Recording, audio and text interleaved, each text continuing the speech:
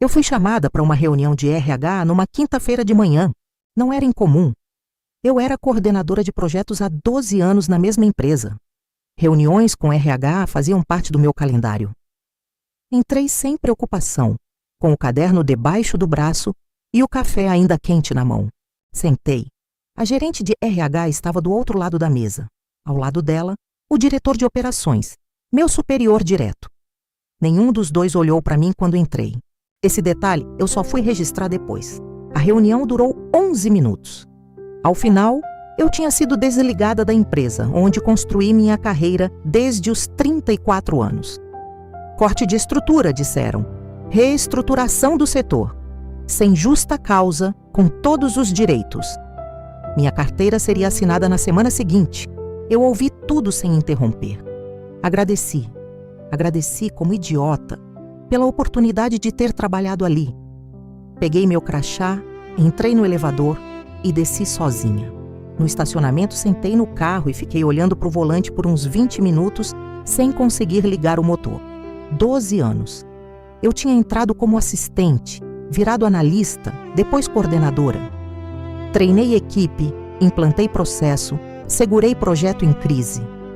12 anos numa empresa onde todo mundo me conhecia pelo nome e pedia conselho quando o sistema travava. E acabou em 11 minutos. Quando cheguei em casa, minha cunhada Patrícia já sabia. Minha irmã havia ligado para ela. Ela estava sentada na minha sala quando eu abri a porta, com café passado e uma expressão de desolação genuína. Ficamos conversando por 2 horas. Ela disse que era um absurdo, que eu merecia mais, que a empresa havia perdido a pessoa errada. Meia hora depois chegou Fábio, o marido dela, meu cunhado. Ele me abraçou na porta com força e disse: "Fernanda, que coisa horrível, você não merecia isso." Eu chorei no ombro dele. Não sabia naquele momento que o e-mail que havia selado minha demissão tinha sido enviado por ele. Fábio tinha 50 anos. Trabalhou em empresas de médio porte a vida toda. Gerência comercial, vendas consultivas, esse tipo de coisa. Era o cunhado animado, o que organizava churrasco, o que lembrava aniversário de todo mundo. Quando minha irmã casou com ele 15 anos atrás, eu confiei nele desde cedo. Não com aquela confiança cega que a gente tem de familiar, com confiança construída. Ele havia me ajudado quando precisei reformar meu apartamento. Tinha me dado carona em cirurgia ambulatorial quando eu estava sozinha. Tinha aparecido sem ser chamado em 3 situações difíceis da minha vida. Era o tipo de homem que você não questiona. 2 anos antes da minha demissão, Fábio havia entrado na mesma empresa onde eu trabalhava. Não por indicação minha. Ele havia mandado currículo pelo LinkedIn e passado no processo. Fiquei feliz quando soube. Pensei, vai ser bom ter alguém de confiança no mesmo lugar. Ele entrou como gerente comercial regional. Meu setor era projetos. Não havia sobreposição direta.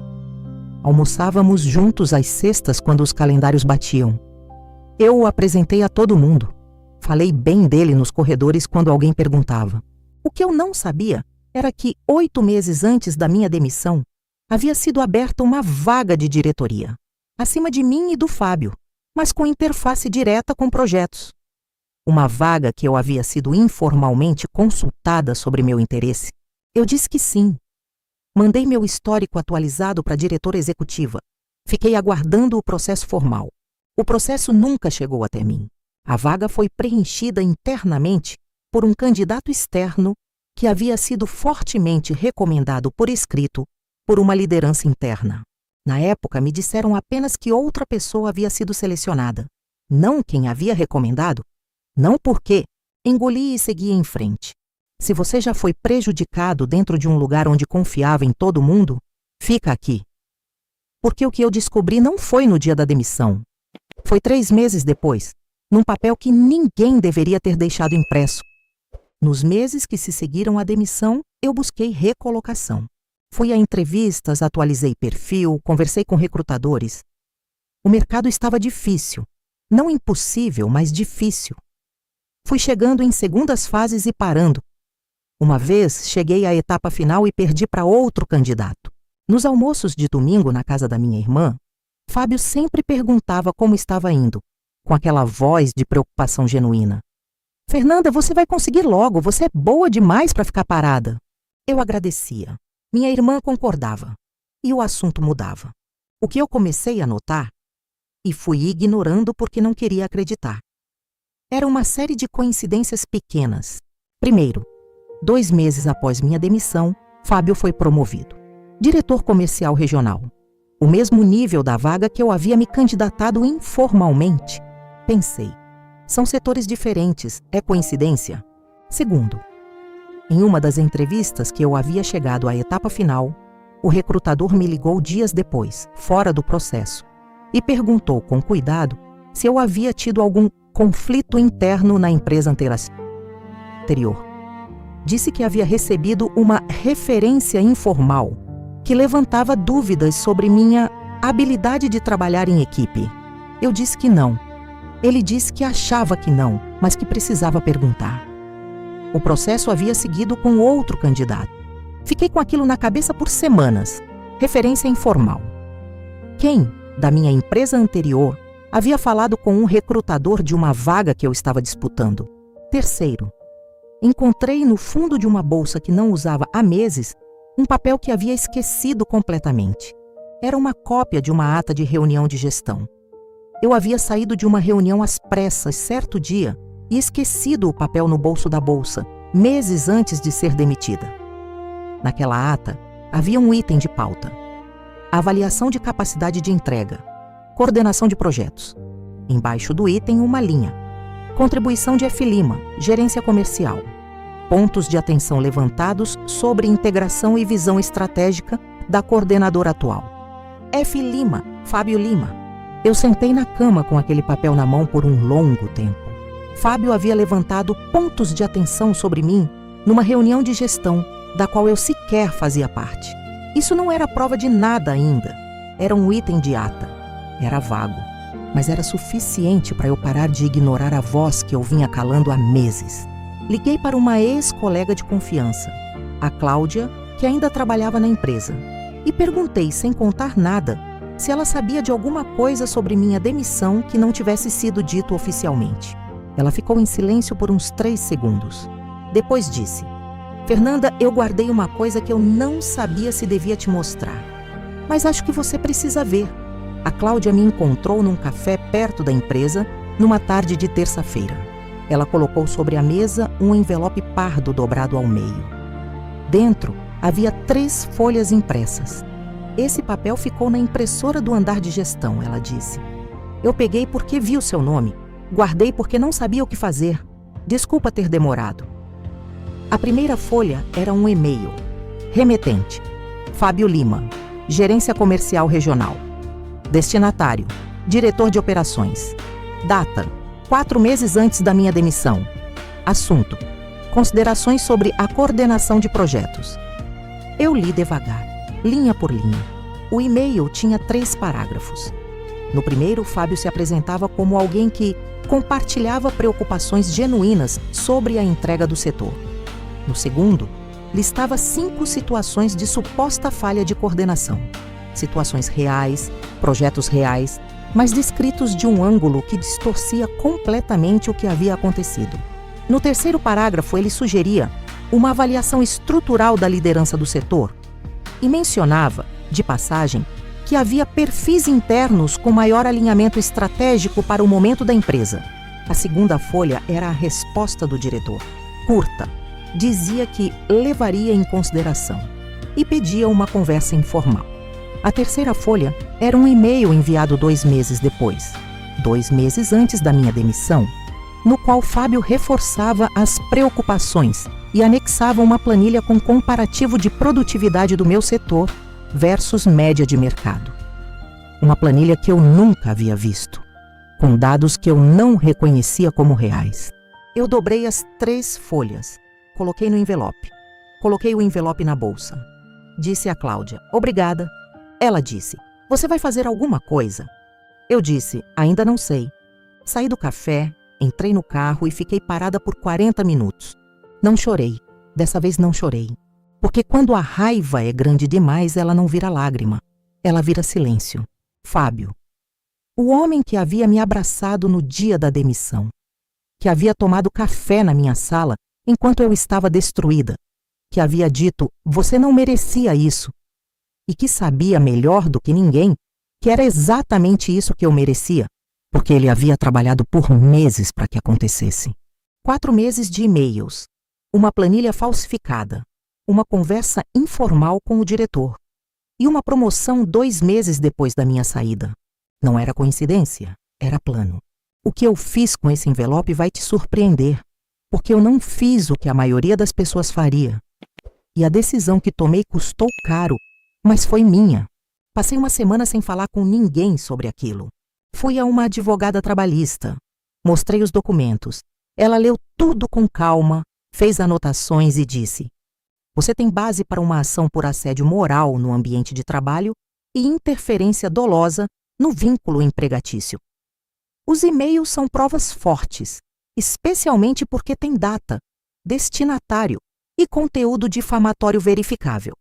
A planilha adulterada reforça o quadro." Perguntei: "O que eu teria de direito?" Ela disse: "Indenização por danos morais, potencialmente complementação dos direitos rescisórios dependendo do juiz." Perguntei: "Quanto tempo?" Ela disse: 18 meses a 3 anos. Perguntei: "Isso inclui acionar o Fábio pessoalmente, não só a empresa?" Ela disse: "Você pode entrar com ação contra ele como terceiro, sim, mas é mais complexo e vai expor tudo: família, histórico, relação pessoal." Fiquei em silêncio. Ela disse com cuidado: "Você tem tempo para decidir, mas quanto mais tempo passa, mais difícil fica para alguns tipos de prova." Eu saí do escritório e fui caminhar por uns 40 minutos num parque perto de casa. O que estava em jogo não era só a indenização, era minha irmã. Era o casamento dela com esse homem. Era a sobrinha de 6 anos que dormia no meu apartamento às vezes quando minha irmã precisava. Era o Natal. Era o aniversário da minha mãe. Era cada almoço de domingo que existiria ou deixaria de existir dependendo do que eu fizesse com aquelas 3 folhas.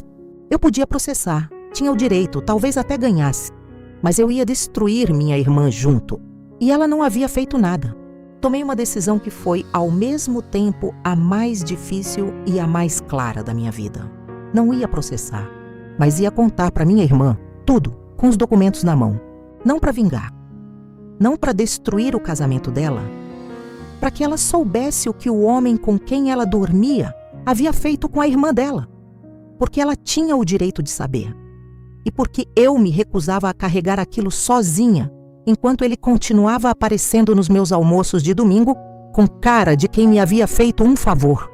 Marquei de ver minha irmã numa tarde de sábado na casa dela, quando a filha estava na escola e Fábio estava viajando a trabalho. Coloquei o envelope sobre a mesa da cozinha dela. Ela leu as 3 folhas sem falar nada, 2 vezes. Depois ficou com os olhos no papel por um tempo longo. Então disse com voz baixa: "Ele estava trabalhando aqui em casa nessa época. Eu lembro que ele ficava até tarde no computador." Eu disse: "Eu sei." Ela disse: "Por que você não foi logo para a advogada?" Eu disse: "Porque isso aqui te destroça junto. E eu não queria te destroçar." Ela fechou os olhos. O que aconteceu nas semanas seguintes eu só soube em partes. Minha irmã não me contou tudo. E eu não perguntei tudo. Sei que ela confrontou o Fábio. Sei que ele não negou os e-mails, não tinha como. Sei que ele disse que estava protegendo a família financeiramente, que minha demissão ia acontecer de qualquer jeito e que ele havia aproveitado uma janela. Minha irmã me contou essa parte pelo telefone, com uma voz que eu nunca tinha ouvido nela antes. Uma voz de quem está processando algo que não cabe no tamanho normal das palavras. Eles não se separaram imediatamente. Passaram por meses de terapia de casal. Minha irmã disse que precisava entender antes de decidir. Eu respeitei isso. O Fábio me mandou uma mensagem pedindo desculpas. Uma mensagem de texto, num domingo à noite. 5 linhas. Eu li, guardei e não respondi. 6 meses depois, eu consegui recolocação. Numa empresa menor, salário um pouco abaixo, mas com autonomia que eu não tinha antes. Reconstruí. Minha irmã e o Fábio continuam juntos. Ela mesma me disse: "Não sei se é certo ou errado ficar. Só sei que a filha precisa do pai e eu preciso de tempo." Eu disse que entendia, Os almoços de domingo pararam por quase um ano. Voltaram devagar, depois do aniversário da minha mãe, porque minha mãe não sabia de nada e não havia motivo para fazer ela sofrer junto. Quando Fábio e eu nos encontramos pela primeira vez depois de tudo, num sábado na casa da minha mãe, ele me cumprimentou com um aceno de cabeça. Eu cumprimentei de volta. Não houve abraço. Às vezes me pergunto se tomei a decisão certa em não processar. Se eu deixei passar uma injustiça que merecia punição formal. Se fui fraca, ou se fui inteligente, ou se fui apenas uma mulher que amava a irmã mais do que amava desta vingança. Não tenho resposta certa para isso. O que tenho é o seguinte: um emprego novo, um apartamento que ainda é meu, uma sobrinha que ainda me chama de tia e dorme aqui às vezes. E 3 folhas de papel guardadas numa pasta no fundo do guarda-roupa. Não como ameaça, como memória. Porque quando você trabalha 12 anos num lugar e aprende que confiança não é prova de nada, você aprende a guardar papel, sempre. Se essa história tocou em algo que você viveu, ou que você tem medo de viver, compartilha com alguém que precisa ouvir isso. Às vezes, a gente precisa saber que não está sozinho antes de tomar a decisão mais difícil da sua vida.